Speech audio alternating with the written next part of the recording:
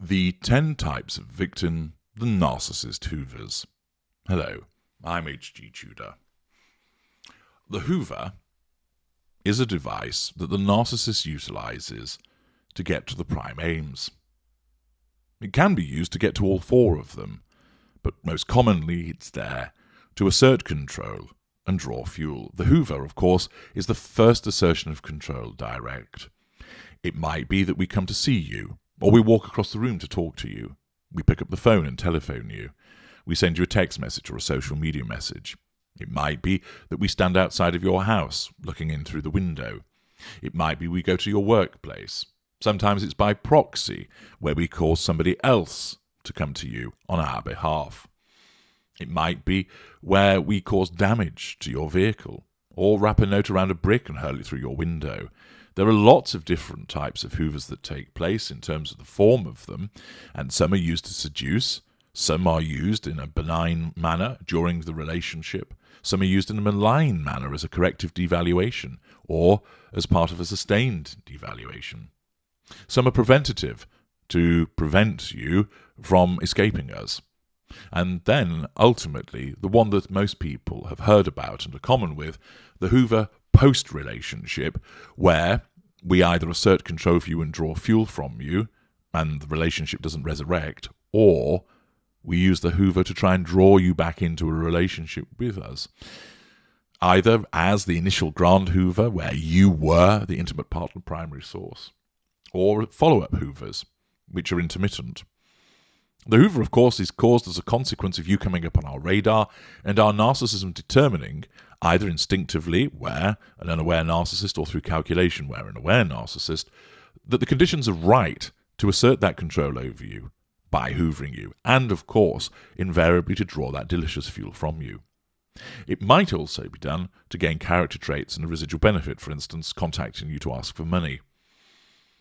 If you'd like to understand more about the variety of hoovers that we deploy, I would invite you to access my excellent books, No Contact and Black Hole. You will find them in the Knowledge Vault, link in the menu bar, video description, and they're on Amazon. But what about the types of people that we hoover? Well, there are 10 different types, and it's important for you to understand the different types of victim that are targeted and to identify which you might be in. Some people struggle to comprehend that we will always return at some point if we are able to do so. Why wouldn't we? If you come up on our radar, we need to assert control over you. If we need some fuel, we might return to you to obtain it. We love our fuel. And after all, if you were the primary source, that's one of the main reasons why you were selected. And of course, hoover fuel is delicious. The hoover serves many functions. First and foremost, it allows us to assert control and draw fuel.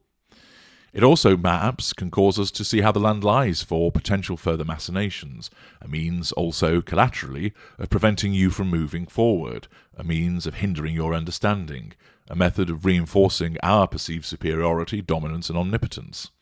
It serves these functions and many more. Hoovers take place throughout the dance with our kind, and most possibly associate them, as I mentioned earlier, with the aftermath, the period following either your escape or more likely disengagement.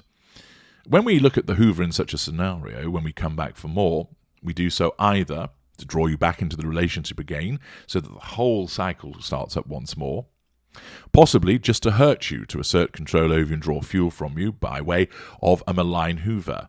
We don't want the formal relationship again, but in effect we need to assert that control and in effect remind you of how worthless you are. Or it might be that we do so in a benign way to draw positive fuel from you. And again, we don't want the formal relationship to start again, but it's too good an opportunity to pass up to gain that fuel whilst asserting control over you. It's that third hoover, the benign follow-up hoover, which often confuses people. Victims can often understand us hoovering to try and start the relationship again. Furthermore, you can often, although you don't like it, understand us lashing out at you and being nasty because, after all, we are narcissists, aren't we? unpleasant grade A bastards. However, why would we make the effort to just gain some fuel and then withdraw from you again? Well, it's quite simply you have come up on the radar, and our narcissism dictates that it's appropriate to assert control over you, and there's a delicious opportunity to draw fuel from you. And where you are, a former intimate partner primary source, that fuel is particularly potent. There are many factors which apply with regard to whether you're hoovered. One of those factors is the role that is essentially allocated to you post-escape, post-disengagement. The application of a benign follow-up hoover doesn't seek the restoration of the formal relationship, but relies on you conforming to a particular role and the fuel which then flows from it. There are many different roles which can be assigned to you at this point, but here are 10 of the most common. Number 1, the wish you well. Whenever we hoover you, you ask with your well-known decency how we are, how we're faring, how we are progressing at work. You ask about our health and about all other matters. You do so with that goodness of heart and nature for which you, as an empathic person, is famed. And whilst there is no torrent of raging emotion, your kindness and compassion still fuel us and signal that we have control. You may well have largely moved on from us, but as ever, you are unable to sever all ties. You know not to go back, but you cannot help but always want to hear that we are doing good, and that you can accordingly wish us well. Number 2, the optimist. This contact gives you hope that there just might be a return to that glorious golden period. You don't push it, since you know how this can cause us to react, but you are receptive to advanced, pleased, driven of course by emotional thinking, no, indeed delighted to hear from us, and you engage with us with enthusiasm, trying to keep your pulsating heart under control. You see each time we drop by as the possibility that this time we sweep you in our arms and take you back once more. Each time you are disappointed that it doesn't happen, but it still does not dim your hope and eternal optimism, because perhaps next time will be the time. Number 3, the guilty. You feel bad that the relationship did not work out, and you blame yourself as much, if not more, than us for its demise. Your status as a love devotee, one of the empathic traits, means that you still believe that love will conquer all, and you spend your time apologizing for what you did that was wrong and that which you did not do that was correct. Of course, we do nothing to cause you to think any different, enjoying your self-flagellation because it gives us control and fuel, and this always rises to the surface whenever we get in touch with you. Number 4, the navel gazer. You are obsessed with understanding who you are, and regard the interaction with us as part of that understanding. You want our views and opinions on your introspection, and use any contact from us as an opportunity to invite us to comment about you, no matter how brutal it might be.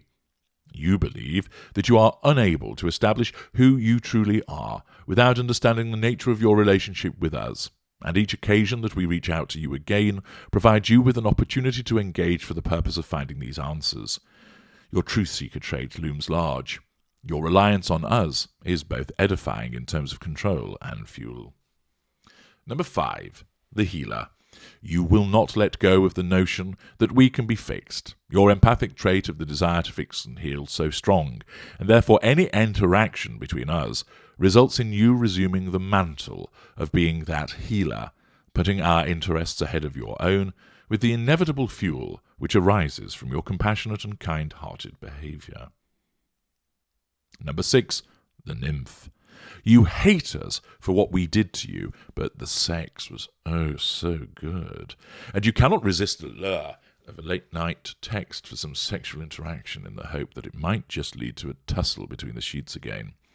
You maintain that all you want is sexual gratification, and adopting this stance is actually some form of payback for us because you're just using us. But your engaging with us through sexting and flirtation provides us with the hoover fuel that we want and signals that you're under control. Number 7, the tourniquet. You are not a tourniquet, but you need one. You cannot work out what has happened, and every engagement is a fuel-filled questioning session as to why we do what we did. Why did we hurt you? Why did we say those things? Why did we go off with that person? Why did we mess around? And so on and so forth. Your pain remains raw. And it always gives us an opportunity, because you ask these questions, to assert that control over you, and lap up the delicious Hoover fuel from you. Number 8, the old reliable. You know you should ignore us, but you just can't. The emotional thinking is too strong. Those messages we send are like a nagging itch, and you need to scratch so badly. Of course, we recognize this, and we regard you as a reliable source of Hoover fuel. All we need to do is send a message, and you will respond in some form or another. You just can't help yourself. Number 9, the Contender. You want back in, and you are going to prove to us how damn fine you are and what an arsehole we are for letting you go in the first place. See what you got rid of.